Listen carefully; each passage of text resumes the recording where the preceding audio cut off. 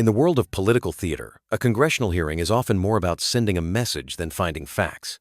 But what happens when a lawmaker decides to hijack the proceedings to send a message of their own? We're going to break down how Representative Jasmine Crockett masterfully turned a hearing, intended to focus on one controversial topic, into a powerful critique of her political opponents, using a simple but devastating rhetorical game. This was not just a series of questions, it was a calculated dismantling of her opposition's entire premise, live on camera. Let's look at the key exchange that reveals everything. Action Wow. so ordered. I now recognize Also, I Mr. want to point Burchett out that the from most Tennessee. powerful oversight Republican I now in you're not Congress recognized. Miss Stansbury, you're not recognized. talking Oh, I'm about sorry. We're going to fencing Crockett. while they're trying okay. to cut Medicaid. Actually, Miss Stansbury, you're not recognized. I now recognize Miss Crockett from Texas. Thank you so much. It is so interesting that I just learned today at 44 years old that the Republicans are going to be the ones to save women. The same Republicans that have been, say, for women's reproductive acts, or the same Republicans that have stood for the Equal Rights Act, which would hopefully get women to equal pay, or the same Republicans that just this Congress voted for the SAVE Act, which we know would disenfranchise women from even being able to vote. But let me tell you, they are our saviors, and so I am so happy to be here today, because otherwise I would not have an idea that I had a savior in the Republicans. So let's also talk about the fact that it's only been 100 days, 100 long, terrible days for anybody that absolutely believes in reality, because what we know is that they have terminated staff responsible for enforcing federal protections against sex-based discrimination. Sounds like that's pro-women. Or they've cut funding for domestic violence survivor services. Sounds pro-woman to me. Or they've prohibited funding for research affecting women's health. That definitely sounds pro-women to me. Essentially, they closed the Department of Education's Office of Civil Rights. Again, sounds like they are fighting for us. And instead of providing oversight over these actions, Congressional Republicans have been working to execute one of the most aggressive anti-women legislative agendas in history.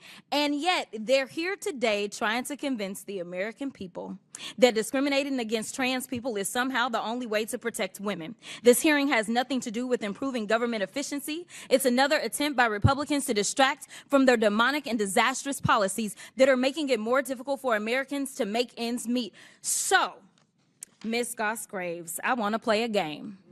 It's called Trump or Trans. You ready? Okay. So I'm going to ask you a question, and I want you to tell me whether or not it is Trump or trans people that are responsible. You understand? Got it. Okay, very good. The first one, gutted medical research. Trump. Kidnapping Americans and sending them to foreign countries, a.k.a. deporting them. Trump. Driving us into a recession. Trump. Increasing the cost of everything. Trump. Waging an idiotic tariff war. Trump. Harming farmers. Trump. Ignoring the Constitution. Trump. Proposing to take away Social Security. Trump. Cutting health care. Trump. Firing government workers who keep our country safe. Trump. Encouraging an environment of hate and divisiveness. Trump. Thank you so much. This committee could be engaged in actual oversight of fraud, waste, abuse, and mismanagement. So let's talk about waste.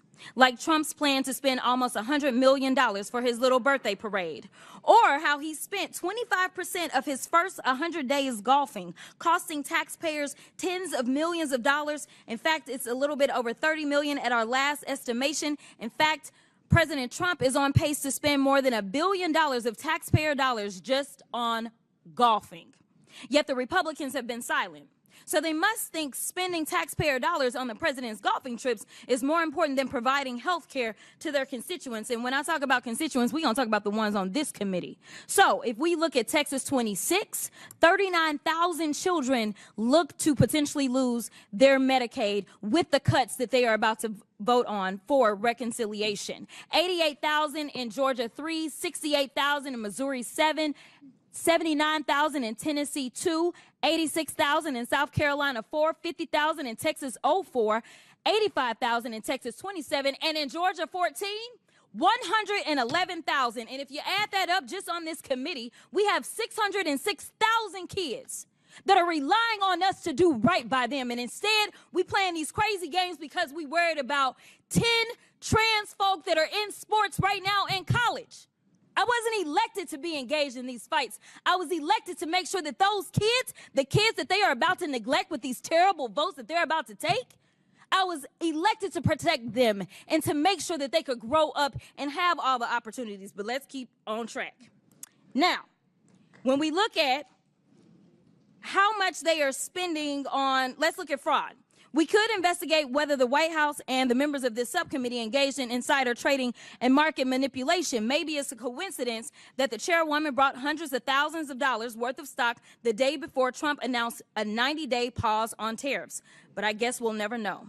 So finally, let's talk about abuse. Like how the Republicans have let Elon steal data of Americans and his competitors to make himself even richer. Look, don't let these hearings distract you from their destruction. This is a rage-baiting. At its core, Representative Crockett's strategy was a textbook example of reframing. The committee hearing was designed to focus the public's attention on a hot-button culture war issue, likely involving transgender individuals in sports, framing it as a matter of protecting women. Crockett refused to engage on those terms. Instead, she executed a pivot, using her time to argue that the real threats to women and the nation at large came from a different source entirely. The Trump or trans game was the centerpiece of this strategy. It's a powerful rhetorical device for a few key reasons. First, it creates a forced binary choice that frames the hearing's topic as insignificant. By juxtaposing issues like driving the country into a recession and cutting health care, and ignoring the Constitution against the issue of transgender athletes, she implies the hearing is a frivolous distraction. Second, it's repetitive and memorable, hammering home a single, clear point. The major problems facing Americans are being ignored. Her analysis identified three main themes. The first was the alleged hypocrisy of her Republican colleagues. She sarcastically thanks them for being the saviors of women, while immediately listing their opposition to reproductive rights, the Equal Rights Act, and a Voting Rights Act she argues would protect women. The second theme was a direct accusation of waste and mismanagement. She moves from the abstract game to concrete numbers, citing the tens of millions in taxpayer dollars spent on President Trump's golf trips and a proposed parade. The final and most potent theme was the direct harm to constituents. She brings the issue home by listing the exact number of children in her colleagues' specific districts who stand to lose Medicaid coverage, transforming a national policy debate into a local issue of neglecting children's health. This moment in the hearing connects to a much broader trend in modern politics: the strategic use of culture war issues to divert attention from complex economic and policy matters. Think of it like a magician's act of misdirection. The public is encouraged to focus on an emotionally charged, often divisive social issue, while less visible but far-reaching policy changes occur in the background. Crockett's argument is that while the committee spends its time on what she claims affects a very small number of people, the groundwork is being laid for budget cuts that will impact hundreds of thousands of children in their own districts.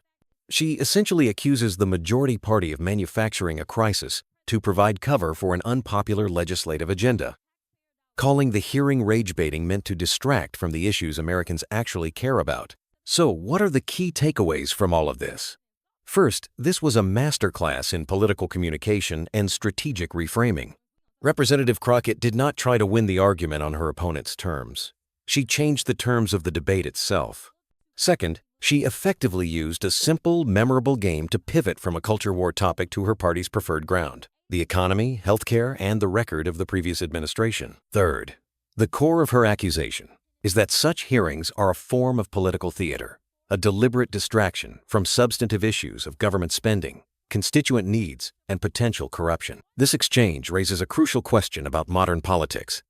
Is this form of combative theatrical rhetoric effective in changing public opinion, or does it simply deepen the existing partisan divide? What do you think? Let us know in the comments below. And if you found this analysis helpful, be sure to like, subscribe, and share this video.